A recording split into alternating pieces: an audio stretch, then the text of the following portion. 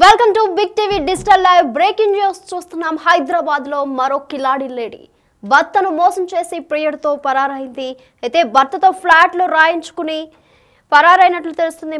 మహిళ పరారికి సహకరించిన తల్లిదండ్రులు. అయితే అంతకుముందు భర్తను ప్రేమ వివాహం చేసుకుంది ఈ మహిళ. ఆ తర్వాత తన ప్రియుడితోనూ ప్రేమ వ్యవహారం నడిపించింది.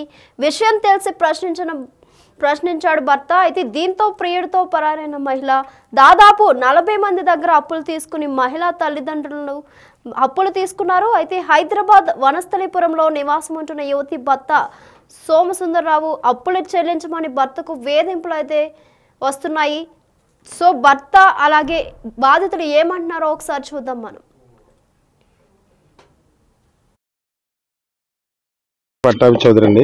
భవానీ ఇంట్లో ఈశ్వర అనే అతను గత కొంతకాలంగా భవానీ ఇంట్లో ఉంటూ ఏదో వాటర్ అది సప్లై చేసుకుంటూ ఎవరన్నా అతను బాకీ అడిగితే చూద్దాంలే అంటే వాళ్ళ ఇంటికి 20-30 సార్లు తిరిగి వాళ్ళని టార్గెట్ చేసి అతను ఉన్న బిజినెస్ అదే అందరి దగ్గర అలా 40-50 మంది దగ్గర తీసుకొని ఒక నైటే వెళ్ళిపోయాడండి.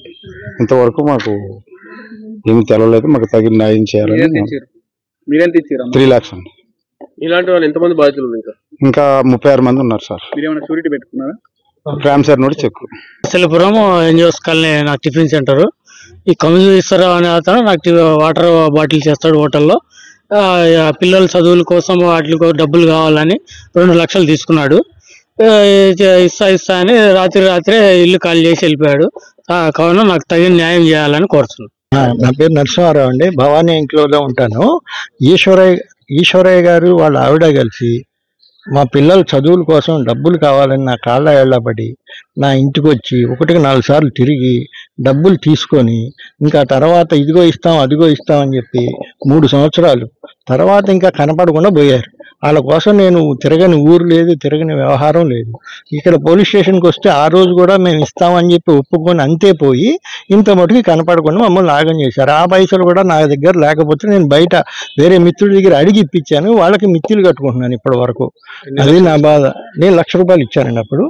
దానికి కొంచెం దయచేసి మమ్మల్ని బయట వేయాల్సిందిగా కోరుతున్నాం అండి. నా పేరు సోమసుందరం అండి. వనస్థలిపురంలో ఉంటాను. నాకు మ్యారేజ్ డైవర్స్ అయిపోయిన తర్వాత ఫస్ట్ మ్యారేజ్ నా ఆఫీస్లో క్యాష్ కన్సల్టెన్సీలో శ్రీ సంజన అమ్మాయి వర్క్ చేసేది. మేము లవ్ చేసి పెళ్లి చేసుకుని రిజిస్టర్ మ్యారేజ్ చేసుకున్నాము.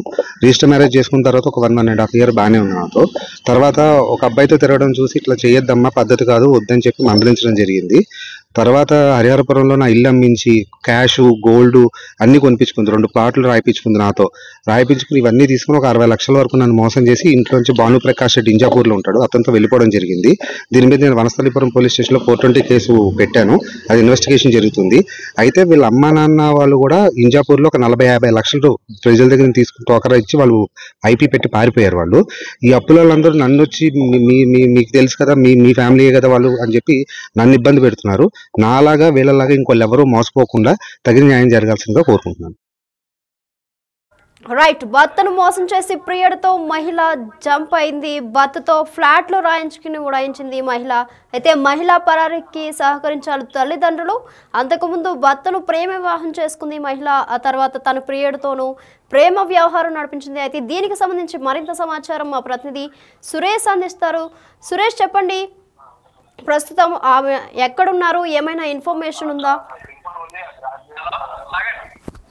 వనస్థలిపురంలో సంజన అనే మహిళ కొంతమందితోని ప్రేమ పేరుతోని మోసం చేసి డబ్బులతో ఉడాయించిందని చెప్పేసి కూడా వనస్థలిపురం పోలీస్ స్టేషన్ లో ఫిర్యాదు చేయడం జరిగింది. ఆమెతో పాటు ఒక పెళ్లి వ్యక్తిని పెళ్లి చేసుకొని తనకు సంబంధించిన ఆస్తులు తనపై పేరుపై రాయించుకొని ఆ తర్వాత నెమ్మదిగా అక్కడి నుంచి తన బాయ్ ఫ్రెండ్ తో పారిపోయిందని చెప్పేసి కూడా ఆమె భర్త, పెళ్లి చేసుకున్న భర్త పోలీస్ స్టేషన్ లో ఫిర్యాదు చేశారు. ఆయనతో పాటు అనేక మంది దగ్గర కూడా డబ్బులు 1,00,000 రూపాయలు తీసుకొని అక్కడి నుంచి ఉడాయించినట్టు పోలీస్ స్టేషన్ లో ఫిర్యాదు చేశారు. 4 ప్రస్తుతం ఫిర్యాదు చేయడం జరిగింది ఆమె భర్తతో పాటు.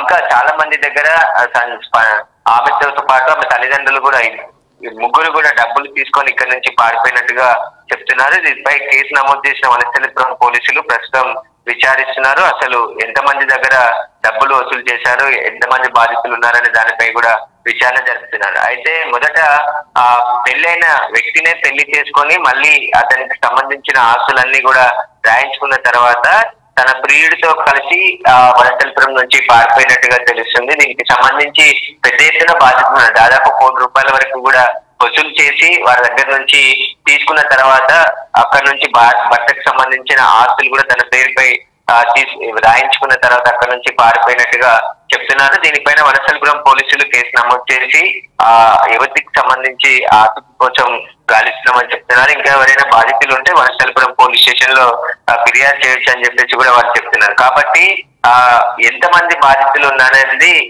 విచారణలో బయటపడుతుందని చెప్పేసి కూడా పోలీసులు చెప్తున్నారు. Right Suresh, thank you.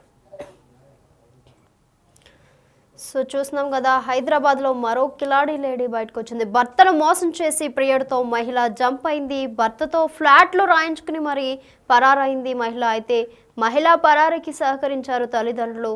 అంతకుముందు భర్తను కూడా ప్రేమ వివాహం చేసుకుంది మహిళ. అయితే అక్కడ బాధితులు కూడా మా దగ్గర చాలా అప్పులు చేశారని కూడా వాళ్ళు చెప్తున్నారు. సో ఆ తర్వాత తన ప్రియుడితోనూ ప్రేమ వ్యవహారం నడిపింది. విషయం తెలిసి ప్రశ్నించారు వాళ్ళ భర్త. అయితే దీంతో ప్రియుడితో పరారైంది మహిళ. దాదాపు 40 మంది దగ్గర అప్పులు తీసుకున్నారు మహిళా తల్లిదండ్రులు. హైదరాబాద్ వనస్థలిపురంలో నివాసం ఉంటున్నారు యువతి భర్త సోమసుందరరావు. అలాగే అప్పులు చెల్లించమని భర్తకు వేధింపులు కూడా వస్తున్నాయి.